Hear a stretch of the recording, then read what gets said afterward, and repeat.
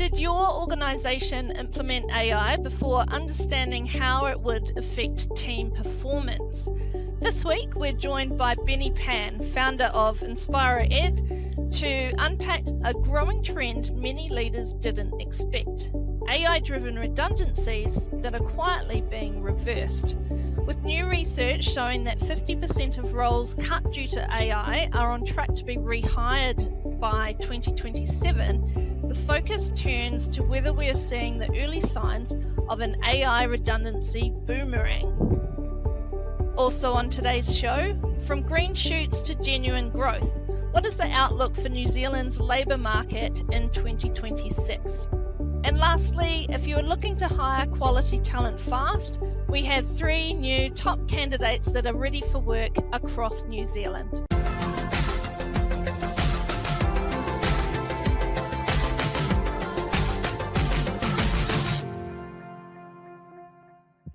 Well, welcome back everybody to Mahi Matters, our first for the year. And I do feel old when I start to say things like, I can't believe it's March already, but well, I guess I am just getting older. So glad to have you back here. We've got a great show to kick off the year. So a new report from Gartner suggests that AI-driven redundancy cycle may be coming full circle. The report predicts that by 2027, half of employers that attributed customer service layoffs to AI will be forced to rehire staff into similar roles, highlighting the growing gap between AI efficiency promises and real-world operational needs. So, what does this mean for employers now?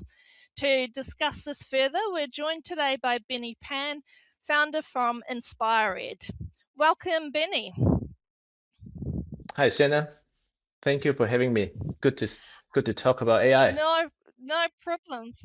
Yeah, it's great to have you on the show, and obviously a hot topic again this year.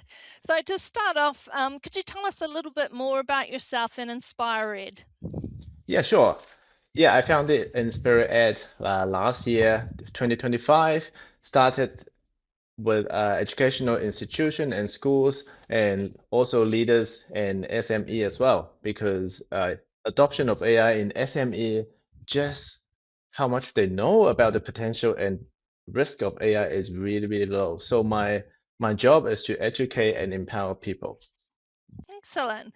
So, as I mentioned, a recent report from Gartner revealed that 50% of all AI cut jobs are actually on track to be rehired in some capacity by 2027. So, is this what people are calling the AI redundancy boomerang? And what does it actually look like in practice?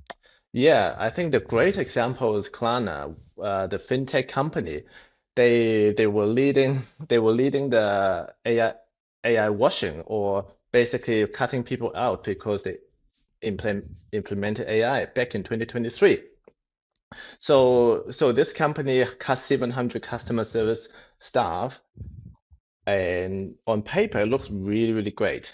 But if you looked at the news in 2025, they had to rehire a lot of people back because they lost $40 billion over 2 years. So I think that Well, was the biggest driver for most people to think really, really carefully about making people redundant because they adopt AI. But you're right, 50% are already thinking of rehiring human back. And if you look at the report from Career Minds just published a couple of weeks ago, about 31% are actually rehiring within 3 months. So that's really, really quick. wow.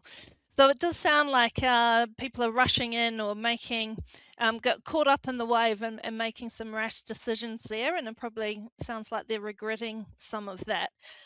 In your view, what are employers most commonly getting wrong in AI implementations? Yeah, I think the biggest misconception is so twofold. The first fold is job versus task, right? Quite often people thought AI can replace a job, but we're far from there yet, right? AI can replace repetitive tasks, not jobs. And the second layer, what most employer got it wrong, is AI augmentation and AI replacement of people, right? when you're augmenting people, you're enhancing what they are already doing well. While replacement, you're basically taking human out of the loop. Yeah, okay.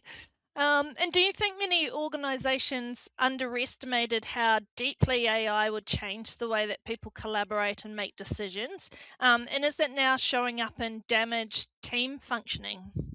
Yeah, the lack in the governance really tells the story where the board and the exec teams they lack the understanding of knowing what AI can do and the know-how of implement system-wide AI application in their team. Right. So for example, just because you subscribe to Copilot or Claude or ChatGPT for your enterprise, just because you are using the AI to write email and reply email, it doesn't really it doesn't really give you the enhancement. And in fact, Anthropic report just about 1.5 to 2% productivity boost per year for most organizations. So it's much lower than people expect. Wow. So yeah, you said that it's really interesting because I'm a big proponent for AI, but as you say, Same. it's not about replacing me or anybody else. Yeah, I know, right? It's using it as it's like an extra teammate really to be able to make things Yeah. go more smoothly. In fact, we were going to nominate our AI for employee of the month 1 month, but it was doing a Wow, particularly good great. job. But I think there is that gap between the intention of introducing AI tools to improve speed and efficiency, Mm, but as you said, a lot of times in practice that's not actually happening, and sometimes it can see a decline in performance rather than improvement. yeah. Why do you think this happens, and what can people do about it? How can they raise those concerns? Yeah, I think you've highlighted a great point. The reason why the productivity boost is unexpectedly low, but published by Anthropic is, like you said, actually people sometimes have to slow down when they're working with AI, right? Because human has to be in the loop. Imagine you are drafting 10 different personalized emails or reports to your 10 clients, right? You have to double check it. It's not going to be fast. It's not going to be easy, right? So that's one aspect is the safety, the quality, and human in the loop. Um, the other thing is the scale of AI implementation. So yeah, so the use case I just described is really common. It's content creation, content checking, and auditing content. But a lot of organizations do not have system-wide AI implementation. Right. So Anthropic just a couple of weeks ago they released called plugin and co-work. So that means you are able to create and edit a markdown file that can repetitively do the same job all the time, and you can share this behavior, this expertise, this work across the whole organization, right? This is different. This is very different. So that means you create Mm, something that you do that all the time, you share with everyone in the team, and everyone can do it within 5 seconds, right? Instead of 5 hours. So you're enabling the entire team to perform productively. So that's the difference. yeah. Yeah, and I think that's really important to have that consistency and to realize that there's different levels of skill. Mm, And it is a skill to be skill, able to yeah. use AI proficiently, and as well as different attitudes towards it. So some people may feel resistant or just unsure. People don't tend to love change, so Yeah. changing in the way that they do things as Can well. be So, scary, yeah. yeah, really good point there. And just on that, so sometimes, there might be people who, let's say, the organization has rushed through and put in a lot of changes and implemented AI. How should they go about things about raising concerns? Perhaps it's about security or quality of the work without, I guess, that fear of being seen as being resistant to AI or just putting up a barrier. Oh, yeah. I think that's really tricky, right?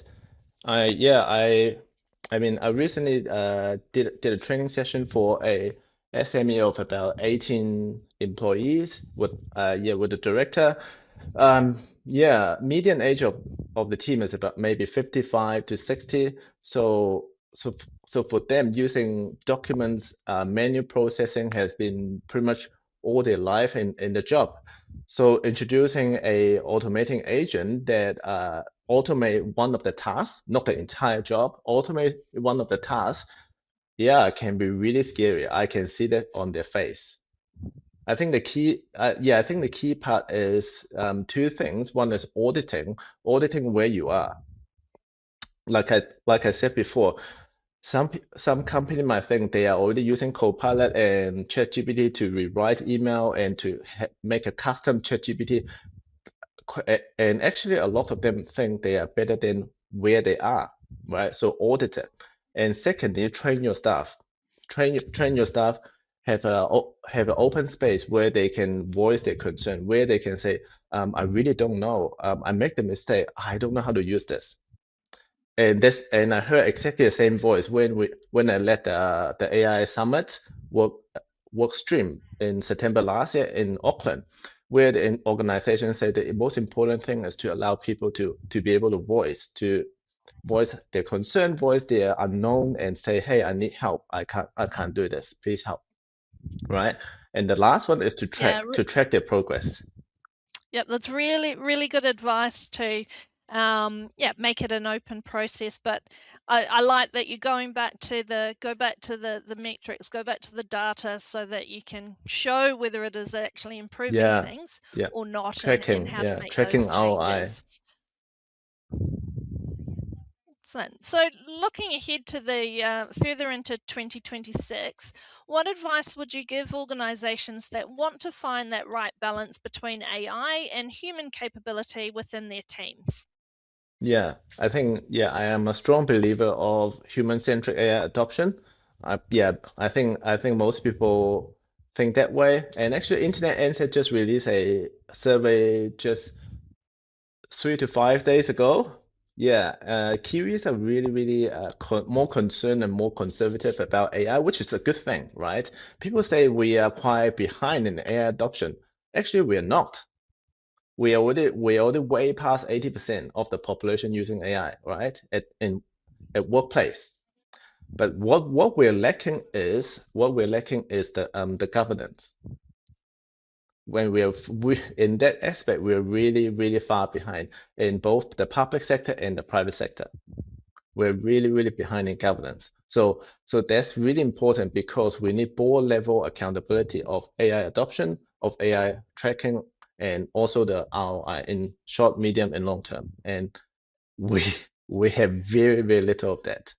Yeah, really important. And, we want to take this up and use it to our advantage, Mm, but you don't want to be having hard lessons learned from big mistakes yeah, either.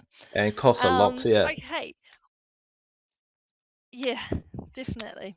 Thanks so much for coming on the show today, Benny. Really appreciated all the insights into there. And as I said, it's going to continue to be a hot topic throughout the year it is. as we navigate Yeah, our way through these yeah. changes.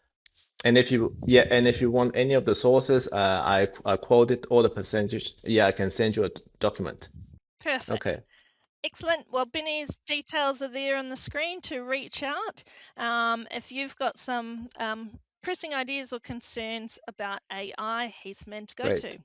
Nice talking to you. Thank you, Shannon. You too, Benny. Let's go into Mahi Media.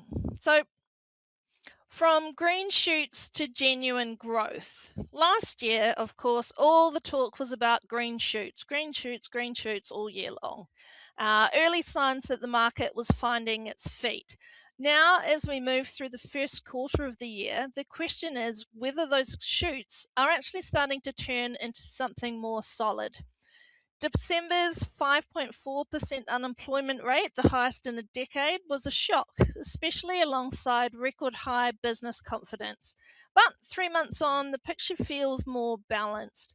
Participation remains strong, employment has stabilized, and filled jobs are edging upwards.